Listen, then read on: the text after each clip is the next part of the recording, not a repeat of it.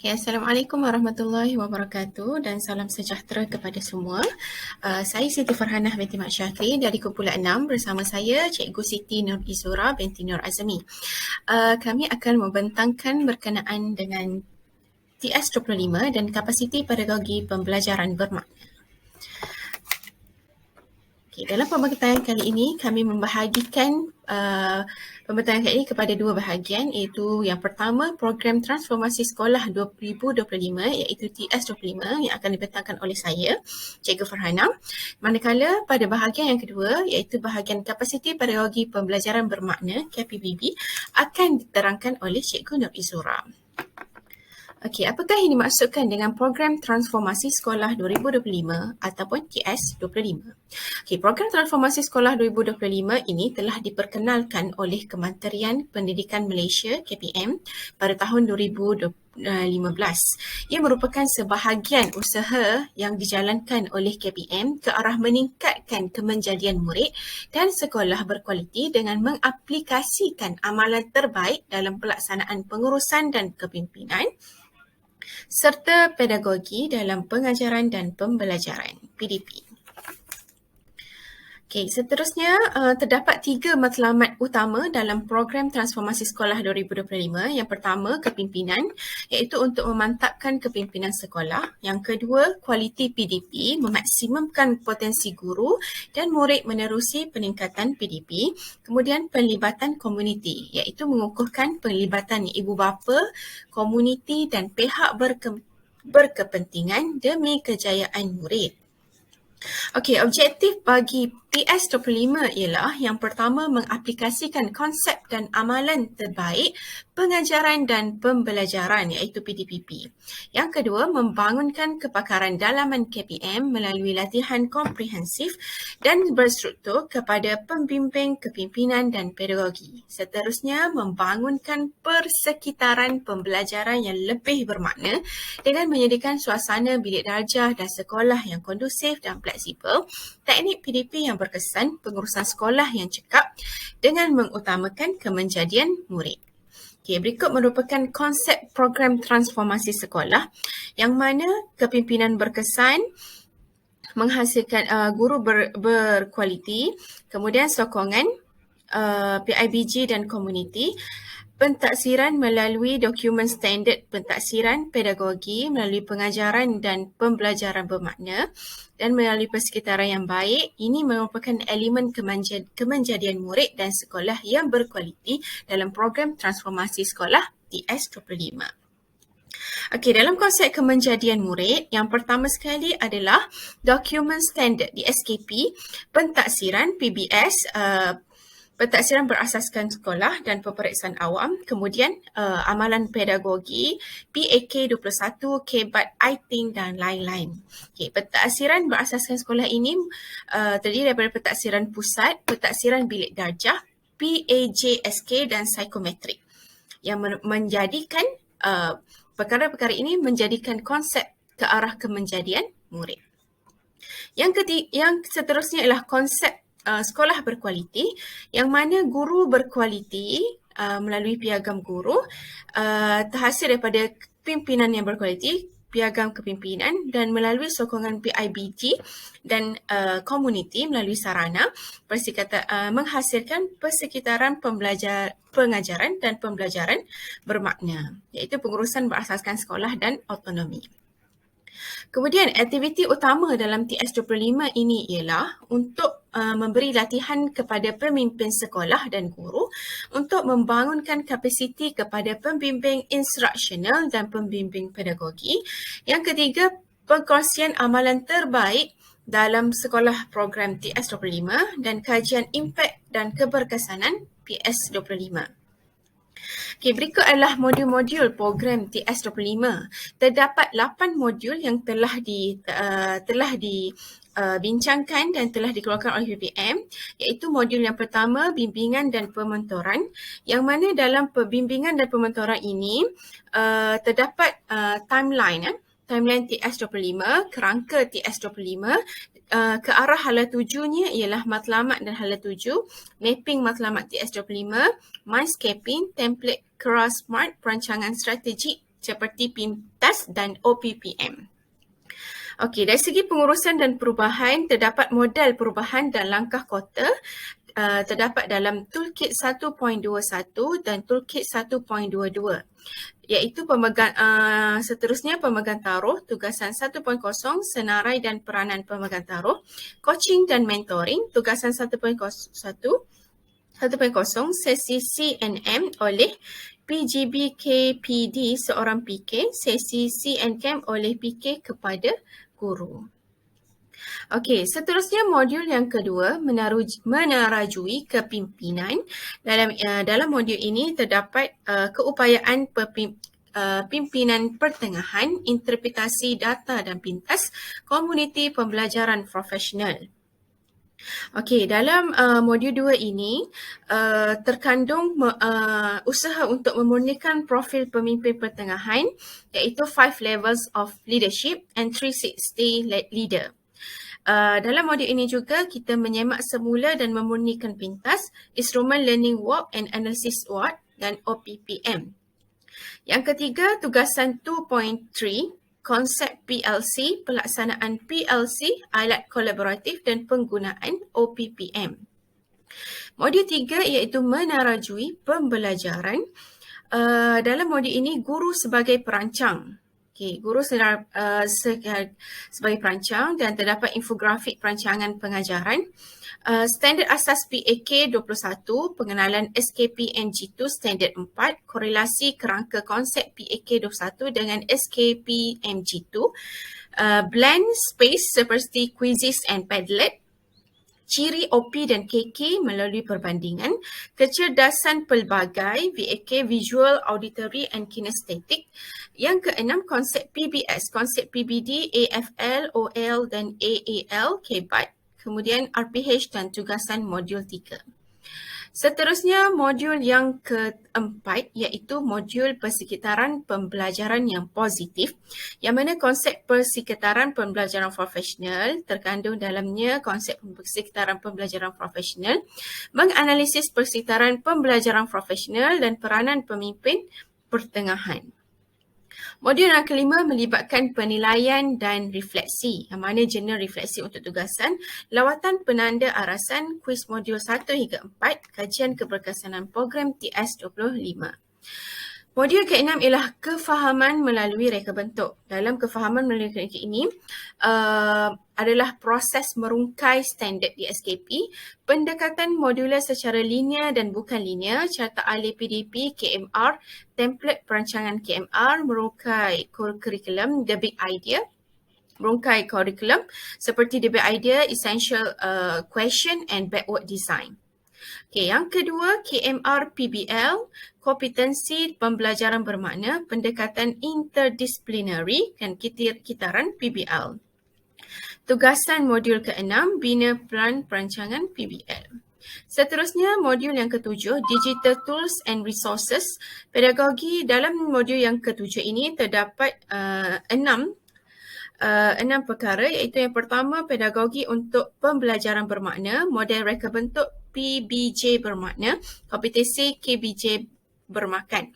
Konsep pembelajaran bermakna, rubrik 6C, model PBJ bermakna, peranan kepimpinan sekolah, model koheren, model inquiry secara kolaboratif. Yang keempat, memanfaatkan alatan digital dan resource seperti pembelajaran era digital.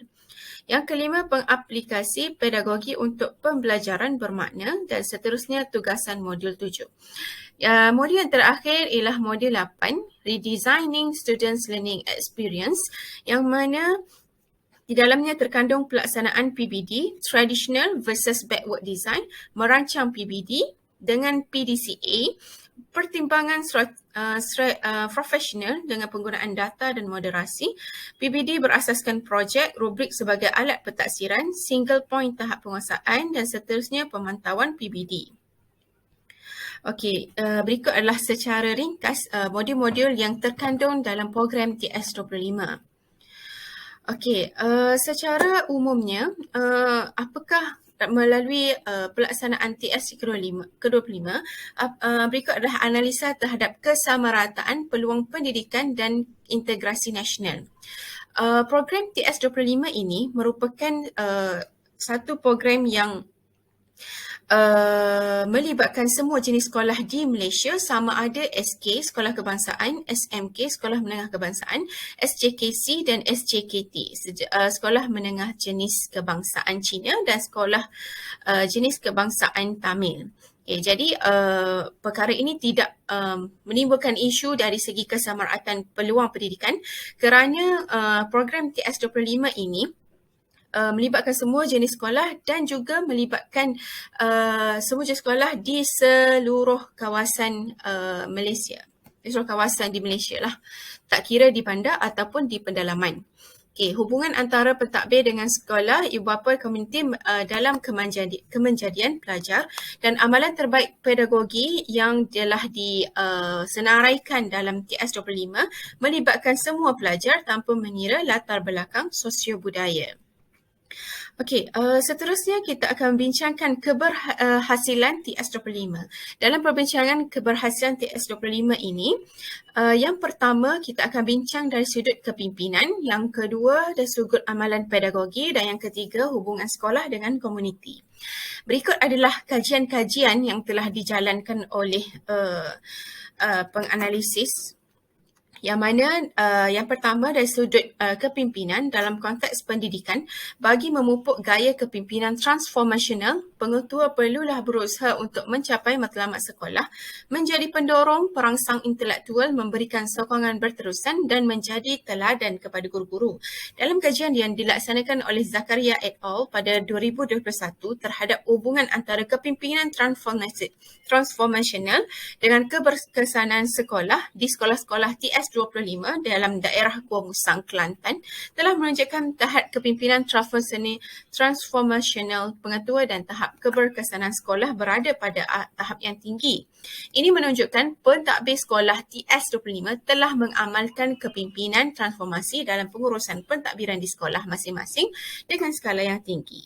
Jadi apabila kepimpinan menunjukkan para pengetua menunjukkan komitmen yang tinggi, maka keberhasilan ataupun keberkesanan sekolah berikut akan berada pada tahap yang tinggi. Keberkesanan yang kedua melalui kajian iaitu amalan terbaik pedagogi. Dalam kajian yang dilaksanakan oleh Samsuri SS dan Jamaluddin L pada tahun 2019 berkenaan maklum balas murid terhadap pembelajaran berasaskan projek PBP ataupun dalam bahasa Inggerisnya kita panggil Project Based Learning, menunjukkan keberhasilan di mana sekolah TS25 dapat menyediakan kemudahan ICT yang mencukupi bagi merancang PBP di sekolah dengan baik. Tambahan lagi, hasil kajian keseluruhan juga terhadap PBP secara bersepadu menunjukkan sebanyak 59.3% pelajar sangat menyukai pembelajaran secara PBP ini. Jadi ini menunjukkan keberkesanan TS25 dalam menerajui pembelajaran dengan memperkasakan kepelbagaian pendekatan pedagogi telah pun terbukti. Selain itu, kajian yang dijalankan oleh Arshad et al. Pada 2022 terhadap program 30 hari cerdik 3M, singkatannya 30C3M, menunjukkan kaedah pembelajaran teradung ataupun blended learning dapat meningkatkan penguasaan kemahiran membaca murid-murid yang mempunyai kelemahan dari sudut 3M. Kebanyakan murid tahu konsep pembelajaran teradum dan menerima bentuk pembelajaran sebegini. Usaha dan minat yang ditunjukkan oleh murid-murid untuk belajar kreatif tersebut amat membanggakan, justeru menunjukkan bahawa amalan pedagogi yang diamalkan dalam TS25 menunjukkan keberhasilan. Seterusnya, hubungan sekolah dan komuniti. Salah satu elemen penting dalam kerangka TS25 bagi mencapai kemenjadian murid ialah hubungan sekolah dan komuniti. Pelibatan ibu bapa berupa perbincangan, penjagaan, komunikasi di rumah mempunyai hubungan yang signifikan dengan pencapaian akademik pelajar. Menurut Mann pada 2018, teori Developing Influence merupakan teori yang paling sesuai dalam merealisasikan kolaboratif sekolah dan ibu bapa. Teori ini menerangkan berkaitan antara rumah, sekolah dan komuniti dengan pendidikan dan pembangunan anak-anak. Jika ketiga-tiga elemen ini berkolaborasi, maka interaksi ini memungkinkan sokongan yang lebih makna kepada hasrat 25. TS25. Jadi secara kesimpulannya, bagi mencapai hasrat transformasi sekolah 2025, projek ini tidak terlibat kepada kepimpinan sekolah saja ataupun guru sahaja.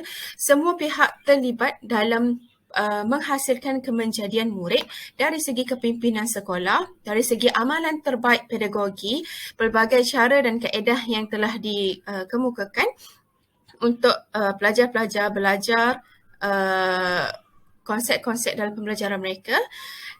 Hubungan sekolah dengan komuniti seperti PIBG, IWAPA juga amat penting dalam keberhasilan transformasi sekolah 2025. Itu sahaja daripada saya. Terima kasih dan Assalamualaikum.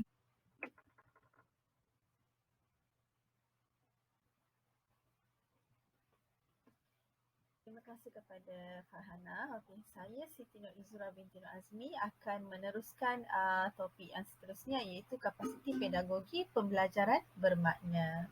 Okey, menurut Fulan, pedagogi baru ini diperlukan untuk menjana pembelajaran bermakna.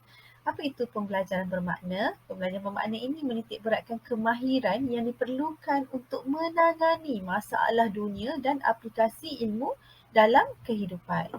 Pedagogi baru memerlukan murid untuk mencipta pengetahuan baru dan menghubungkannya dengan dunia sebenar menggunakan peralatan digital. Okey. Pembelajaran bermakna itu apa?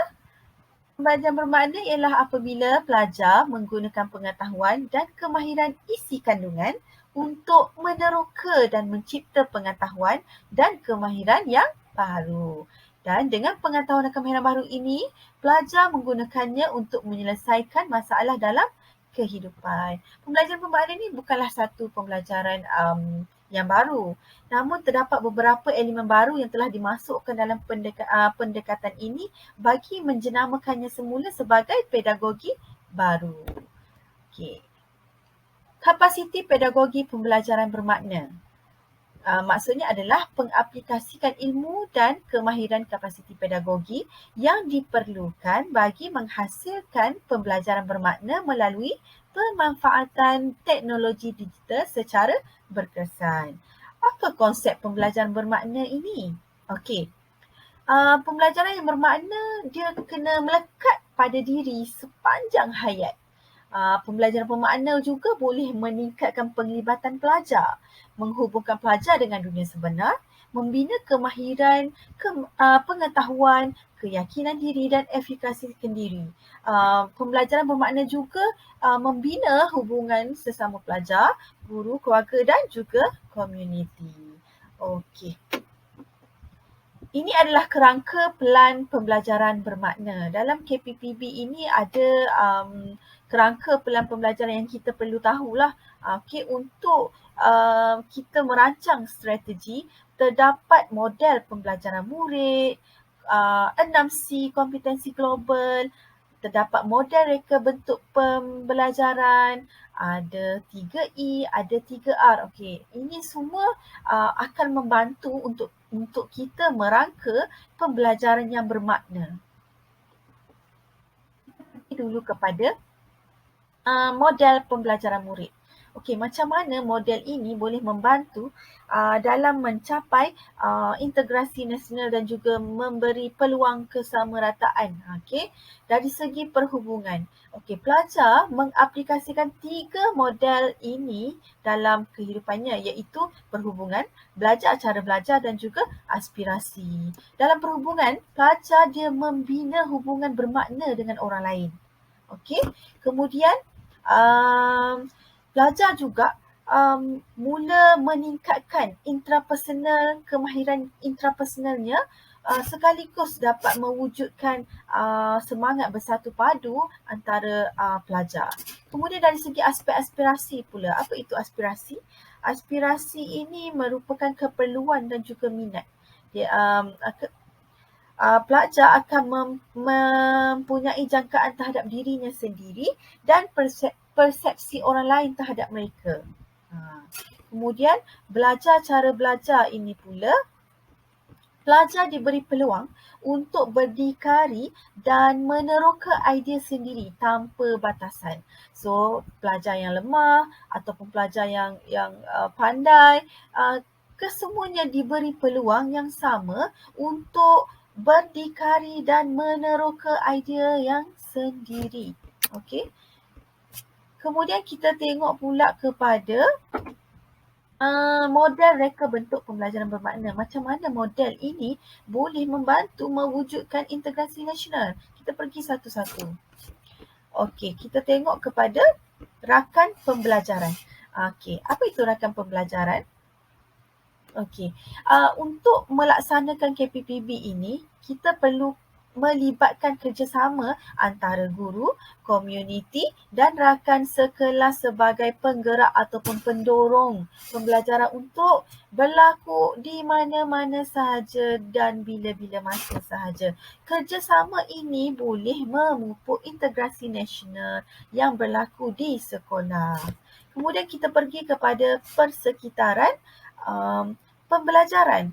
Okey, dalam aspek ini, guru dan komuniti menyediakan persekitaran pembelajaran yang interaktif dan berpusatkan murid. Murid tanpa kaum, tanpa mengira kaum, agama, bangsa dapat merasai persekitaran yang sama sahaja. Okey, dalam proses KPPB ini. Kemudian kita pergi kepada amalan pedagogi.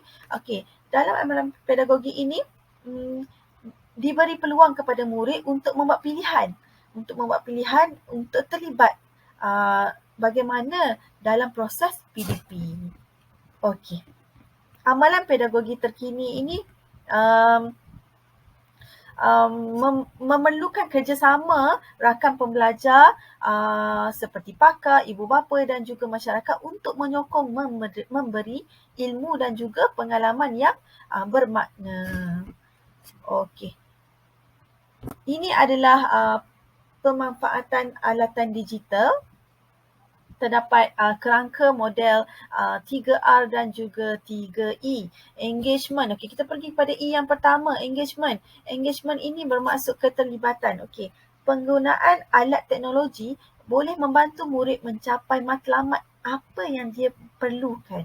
Dia juga memberi peluang kepada murid untuk bersosial secara aktif di dalam kelas. Maka apabila murid berinteraksi di dalam kelas, wujud peluang integrasi nasional itu. E yang kedua adalah enhancement, peningkatan di mana murid mendapatkan maklumat selain daripada buku rujukan. E yang ketiga adalah extension, iaitu perluasan. Pelajar akan dapat belajar di luar kelas dan dapat belajar dengan sesiapa sahaja.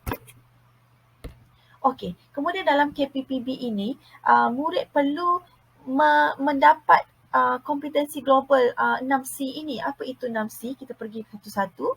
Okey, C yang pertama adalah sahsiah, di mana murid bertanggungjawab terhadap pembelajaran sendiri sama ada secara individu ataupun sebagai ahli kumpulan. Okey, di sini ada interaksi untuk mewujudkan karakter pelajar itu sama ada sebagai individu ataupun sebagai ahli kumpulan. Kemudian citizenship ataupun warga negara merupakan minat yang tulen terhadap manusia dan kelestarian alam sekitar.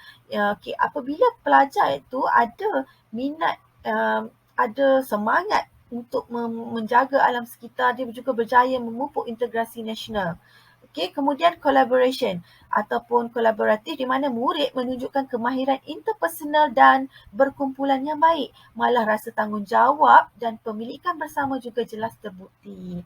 Kemudian kita pergi kepada communication di mana komunikasi boleh berlaku dalam pelbagai mod. Boleh berlaku dua hala. Boleh berlaku komunikasi antara guru dengan rakan, antara guru bersama ibu bapa, pelajar dengan masyarakat.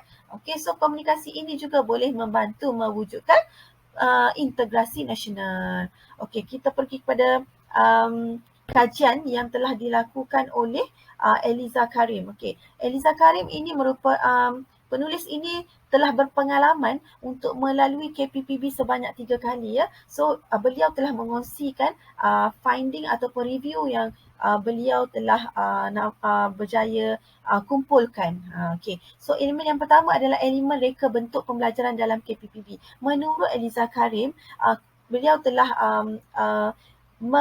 menginterdisiplinarikan kursus sains dengan beberapa kursus yang lain. Okey, di mana elemen reka bentuk proses merungkai dan merangkai beberapa kursus ini dilakukan terhadap pelajar yang sama untuk supaya tujuan meningkatkan amalan pengajaran dan pembelajaran terutamanya dari segi aspek kolaboratif. Okey, beliau telah membuktikan bahawa wujud ukhuwah antara pensyarah yang berlainan jabatan mahupun sesama jabatan semasa proses implementasi projek ini. Okey, melalui perkongsian begini pelajar mendapat manfaat mencari maklumat berfokus walaupun terlibat dalam banyak tugas, masa banyak, tenaga banyak, kos menghasilkan tugas dapat dikurangkan. Okey, dari segi sasiah, gabungan kursus inovasi digital dengan PDP kursus pendidikan inklusif pada semester 1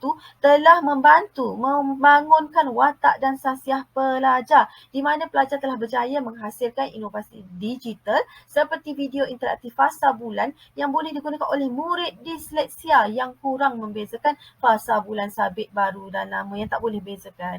Kemudian daripada KPPB ini juga berlaku kolaborasi di mana untuk menyiapkan projek ini pelajar telah bekerjasama dengan pakar iaitu rakan pembelajaran dan menghasilkan produk yang bermanfaat sekaligus dapat membantu bertanggungjawab terhadap kumpulan minoriti yang berkeperluan khas ini. Okey, kemudian dalam KPPB ini amalan pedagogi menjadi semakin menarik di mana pensyarah bukan lagi fasilitator tetapi menjadi aktivator. Pelajar tidak dibimbing tetapi pelajar didorong untuk memastikan PDP berjalan dengan lancar. Okey, pencapaian PDP juga bukan sekadar nak memenuhi hasil pembelajaran tetapi dilanjutkan kepada pencapaian 6C. Okey, kita tengok lagi dalam Eliza punya finding ini adalah amalan pedagogi masa kini telah diterapkan kemahiran bernilai tambah KBT. Ada 7 jenis KBT di mana kalau guru dapat menggunakan KBT, ketujuh-tujuh KBT ini 6C pelajar akan dapat dicapai dengan mudah. Okey, kemudian dalam kajian hasil daripada KPPB ini, Eliza Karim mendapati dari segi komunikasi sepanjang projek pelajar mencari maklumat sendiri tanpa bimbingan pensyarah, pelajar telah berhubung dengan pensyarah melalui email, WhatsApp untuk mendapatkan nasihat. Pensyarah juga menggunakan Padlet untuk rujukan pelajar. Okey, dalam KPPB ini pelajar meneroka idea baru kerana pembelajaran berlaku secara interdisiplinari antara beberapa kursus yang berbeza. Hasilnya, pelajar tidak hanya fokus kepada sains saja, tapi berlaku aplikasi kehidupan seharian seperti falsafah, tingkah laku, memberi kesan yang baik terhadap pembentukan sahsiah dan juga patriotisme pelajar sekaligus mewujudkan integrasi nasional. Kemudian kita tengok dari segi rakan pembelajaran. Pelajar dan pensyarah dilabelkan sebagai rakan pembelajaran kerana masing-masing mendapat pengalaman baru sepanjang projek. Okey, kerjasama daripada ibu bapa, pakar dan juga masyarakat telah berlaku. Pelajar telah menggunakan Facebook Messenger untuk berhubung dengan pakar golongan cacat pendengaran di The Hearing Center Amerika Syarikat. So dekat sini sudah berlaku perhubungan antara global juga. Kemudian dalam kajian ini juga berlaku pemanfaatan digital di mana KPPB telah mengubah strategi mengajar ataupun belajar dengan menggunakan amalan pemanfaatan digital. Aplikasi To-Do telah dilakukan untuk melukis kartun. Pelajar menghasilkan kertas litmus daripada esek bunga roselle. Piring Petri belah 4 dan silinder penyukat daripada botol plastik terbuang. Produk ini merupakan daripada sumber mawjud di bawah topik asid dan alkali. Seterusnya, pelajar telah membangunkan sumber multimedia di bawah topik yang sama untuk menyokong sumber mawjud ini. Okey, kemudian daripada kajian yang sama juga, pelajar dapat membuat refleksi di mana pelajar membuat refleksi menjadi kritis masa showcase di akhir pembelajaran, di mana rakan pembelajar ini telah memberi beberapa komen. So pelajar dapat menerima kesan positif ini untuk menjadikan mereka lebih kreatif. Kemudian persekitaran dan pembelajaran. Internet telah memudahkan pelajar dan guru untuk mempunyai ruang pembelajaran yang tidak terhad dalam bilik darjah sahaja. Contohnya dalam program ini, pelajar telah dibawa ke Zoom Melaka untuk belajar lebih detail berkenaan dengan topik pengawetan kering dan basah. So dekat sini dapat dirumuskan bahawa KPPB ini boleh membuka peluang kesamarataan pendidikan kepada semua murid, termasuklah murid pendidikan khas, masalah pembelajaran, di mana boleh mengasah kepelbagaian kemahiran seperti kemahiran komunikasi, kemahiran kerja berkumpulan, kemahiran pemikiran kritis dan sebagainya. KPPB juga dapat memupuk integrasi nasional antara murid dengan pelbagai pihak, termasuk pelajar, termasuk ibu bapa, termasuk pakar, termasuk masyarakat maupun bersama pensyarah sendiri. So, setakat ini itu sahaja daripada saya. Sekian, terima kasih.